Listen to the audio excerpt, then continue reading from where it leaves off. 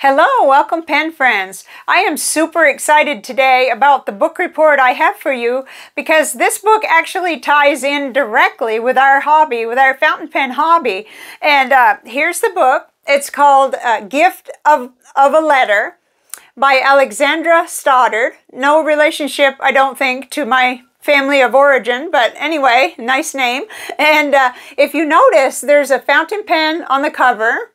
And there is a bottle of ink, and it looks like this is a little container where they keep their stamps.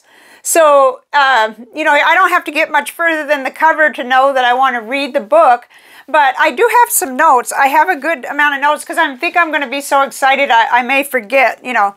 What I did was make up a book report form for myself based on what I wanted to, you know, include. And so, first off, I wanted to say how I heard about the book because somehow I had never heard about this book, or if I did, it didn't jump into my consciousness enough to go looking for it, you know, if anybody ever did mention it before.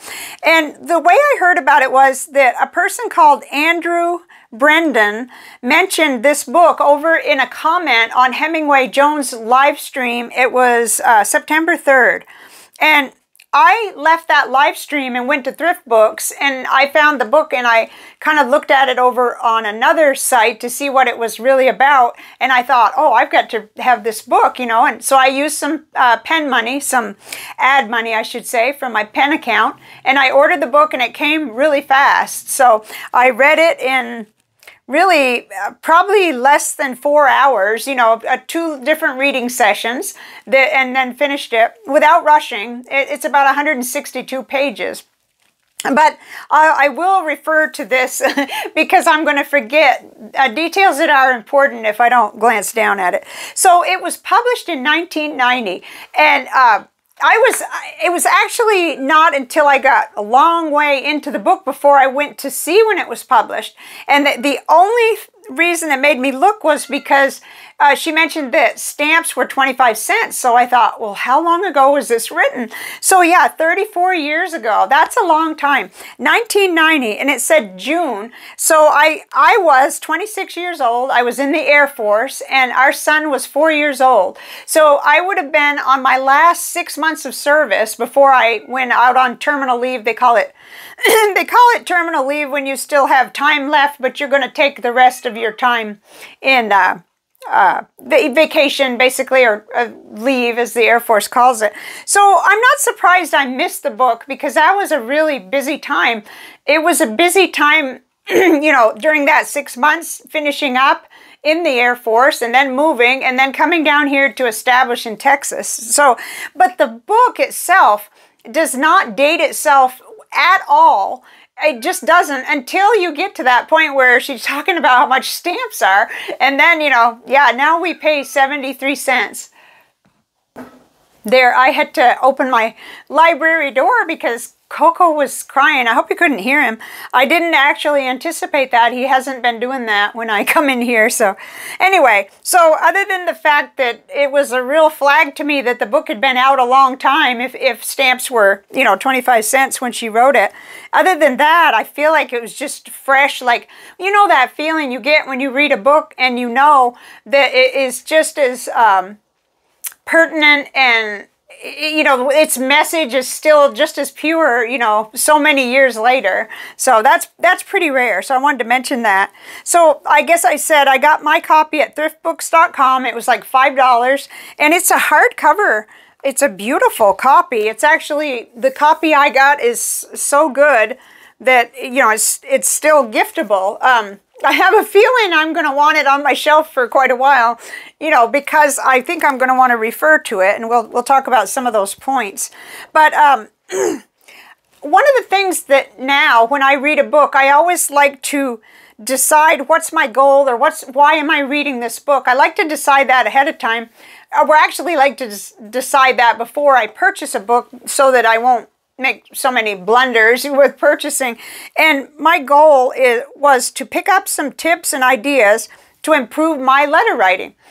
You know, I've been a letter writer my whole life, and in fact, back then, because I was thinking about it, back when this came out, I would have been writing primarily to my mother and my grandmother, well, both grandmothers back in Vermont, and then my mother-in-law down here in Texas. I would have been sending photos. I mean, I've found some of these things, you know, here in my mother-in-law's, you know, items. And so those were the primary people that I would write to, and my brother, because we weren't doing computer then, and we certainly weren't making very many long-distance calls. We made some with our parents, but right now, you know, I do lots of pen pal writing. I still write to my mother, and I still write to my brother. I don't maybe do quite as much family letters as I used to, because I guess, you know, we do kind of fall back on texting and emailing and sending pictures, you know, digitally and everything now. But okay, so the next section that I kind of created for this book report was I gave myself a chance to make 5 main points that I got out of the book anyway.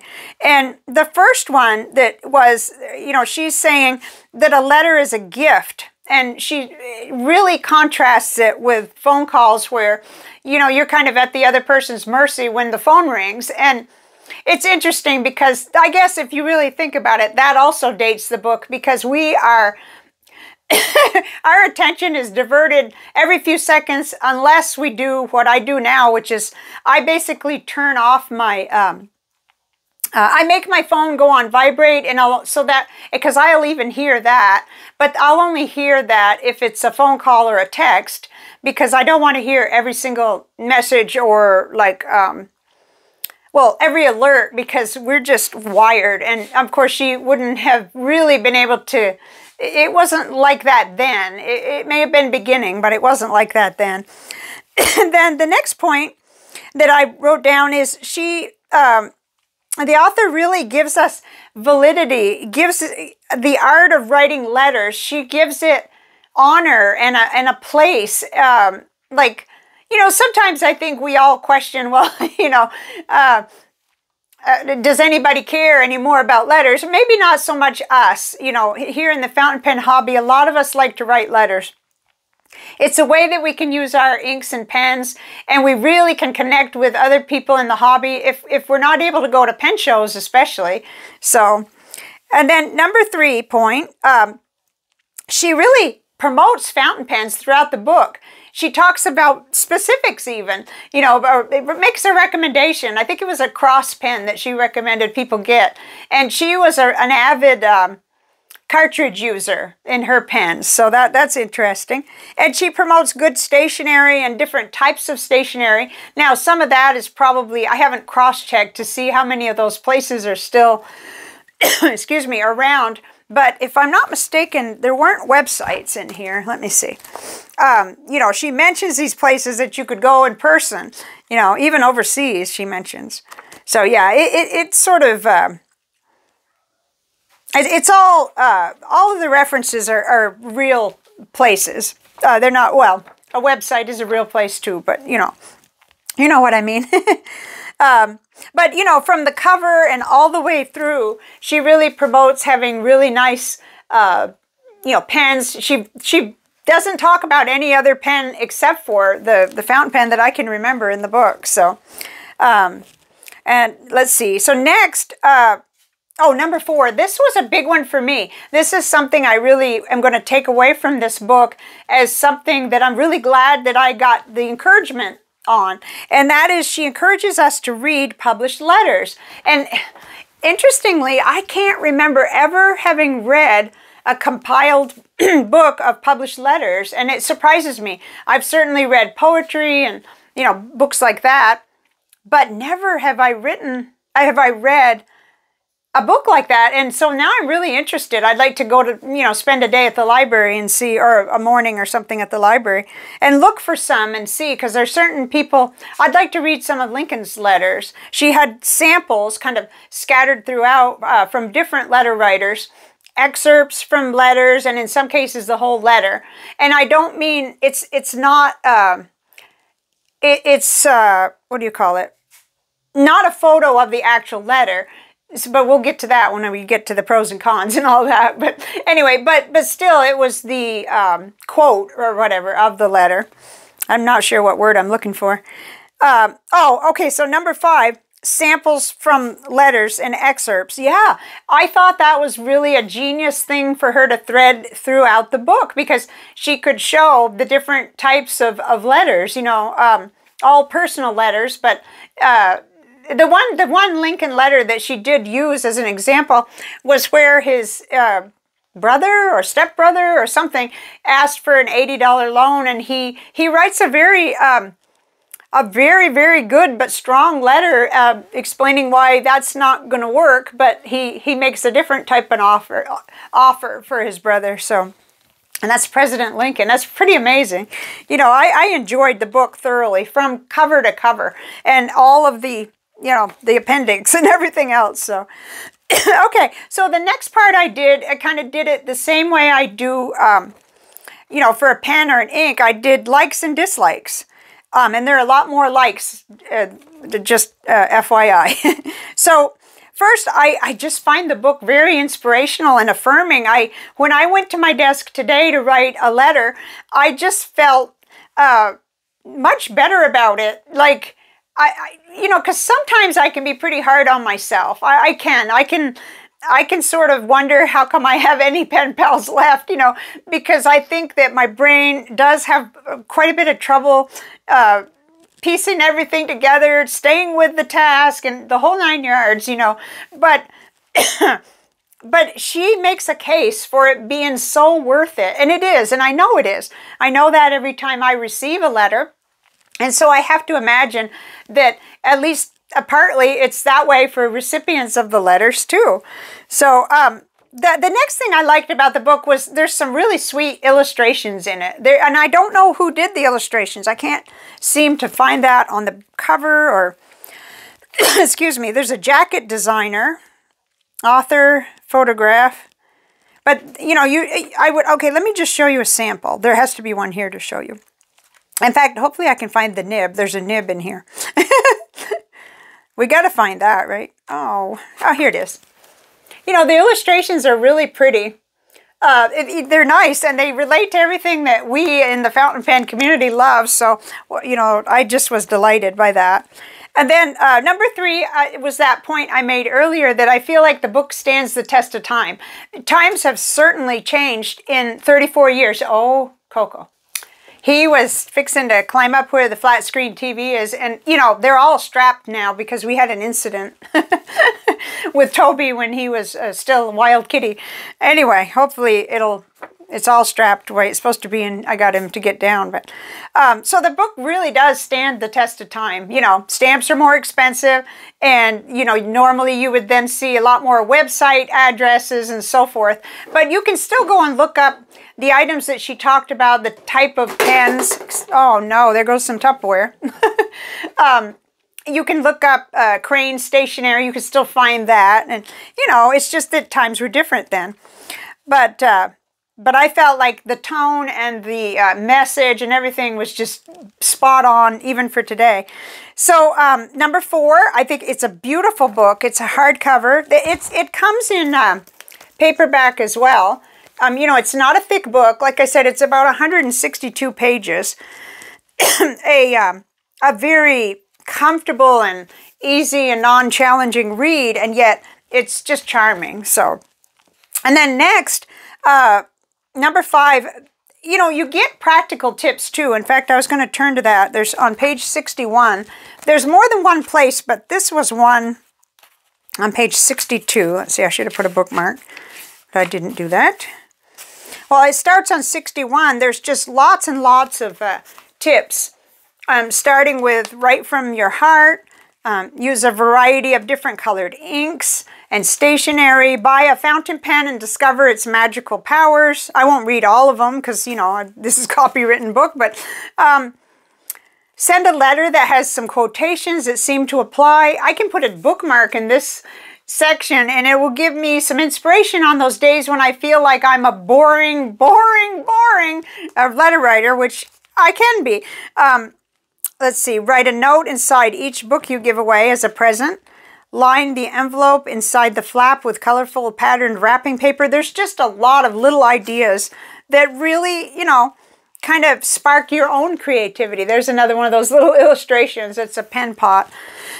So I just couldn't not talk about this book. I thought, you know, that you should know about it. That way you can find it.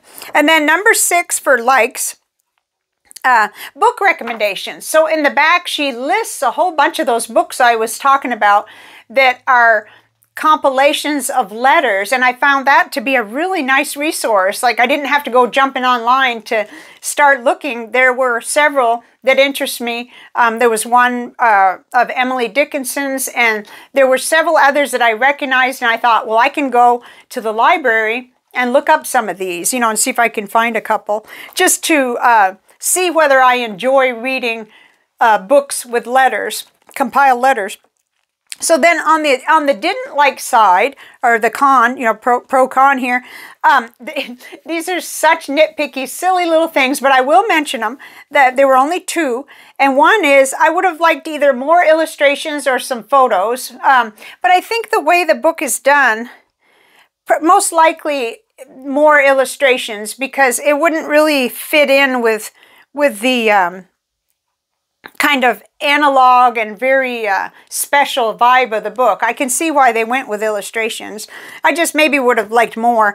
And then the type is blue, and the typesetting, I don't know if you'll be able to see that through the magic of the camera, but it did just get to my eyes just a little bit when I was reading at night, because I was using a light behind me there, and I don't know, I'm not quite sure. It's different, and I haven't decided, but I don't think I really care for that, although I have to say I don't care for really harsh black and white paper either. The paper's actually kind of cream, kind of ivory. My mother would like it, I think. So that's it on the pro-cons. And then the next thing that I like to determine, whether it's a pen, an ink, or a book, is, will I keep this? Is it a keeper?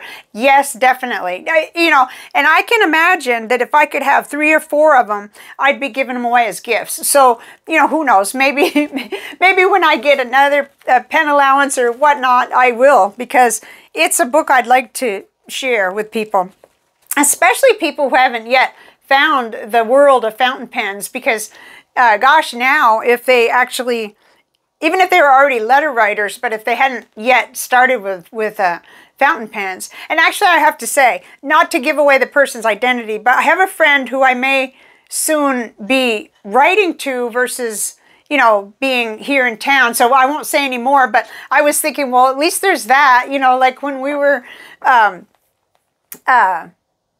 when I was younger, that we knew we could always write letters. That was something even before the internet and all of that. And now we can do letters and email and, share photos digitally. So, okay, so yes, definitely. And I plan to keep it at least until I have ingested all the good ideas and, and gotten my inspirations up higher and so forth for my writing. And then the last question is, who would like this book? Well, I think anybody who appreciates analog tools and who likes receiving letters, writing letters, I think it would be a joy to read this, because it elevates your feeling, and it reminds you that you don't have to be so concerned with perfection. And she mentions it several times. In fact, I made notes on a bibliography card. I did quite a few, and I think there was one where she says, the fact that you write at all is a compliment. And she talks about how tough it is sometimes to get started with writing, and how, the blank paper is just staring at you. But by focusing on on the title of the book, the fact that a letter is a gift, by focusing on that, you're looking at it from a different perspective. You're not looking at it as, well, how good is my letter, and is, but you're thinking about the person actually receiving it. And that may, sometimes I think, oh, I tend to get negative, and I probably talk about, things I shouldn't, but she talks about how it's fun to talk about what you had for lunch that day, and what you're wearing, and, and I'm thinking probably, if you're writing to another woman, or, if you're a girl, what am I saying? it's different. You have to consider your audience, but still you may talk about what you cooked and, you know, I don't know. I just was loaded with ideas when I walked away from the book. So hopefully it'll translate. But so people looking for inspiration and validation to keep writing, you know, and, you know, that special feeling you get when you come away with a couple of ideas. Just, you know, a book like this, if you come away with 2 really good ideas that help you with something you like doing so much, then it's worth it. Definitely, especially if you can get it on the secondhand market. You know, I saw on Amazon it was 15 something. So, you know, it's not a cheap book, except for on the secondhand market. But they did, Amazon even had, I think, 39 copies of it used. So it's not like it's completely, you know, not available. This is a picture of her, but that was 1990, I guess, or before. So she has several books out. I believe they're home-type books. Let's see if there's a... I have run right into her books in the past. I know I've read a couple of them, but I don't remember which one. I guess I'd have to study that, but... Anyway, there is just tons of inspiration in this little book, and it's charming, and I can't believe how I learned about it. You know, it's funny when you're watching a live stream, your attention is really divided between the presenter and the subject and what's going on in the live chat. And the live chat is just loaded with interesting things. So thank you very much, Andrew Brendan, because this whole, you know, obtaining this book and then me wanting to share it with the, you know, subscribers here on the channel, because it promotes fountain pens and letter writing, and we're already there, but it's really, really cool. It's kind of, it might be like a thing we could give to someone before we give them a fountain pen even. So, okay, I think that's pretty much it. I just really wanted to share with you what I, you know, found out reading the book and how much I liked it. So, I have another book, Antoinette Zettelkasten, that I'm almost finished reading, and it's much more of like a textbook, so it's a lot more material, and but hopefully my format will somehow hold up for me to review that one too, because I'm excited about that one for different reasons, and it has gotten me on several different avenues of creativity already. So that will be the next book one, but right now it's getting closer to progress report, which is all going to be about ink this time. So that should be the next video, but you never know the way I'm reading and stuff. So I will see you on the next one, and let me know what do you think? Have you read this book? I don't know where I was, you know. Well, I know where I was, but I can't believe I didn't run across it and pick up a copy before, you know, 34 years ago it came out. So I'll see you on the next one, and I'm really happy to see you in the comments. So bye for now.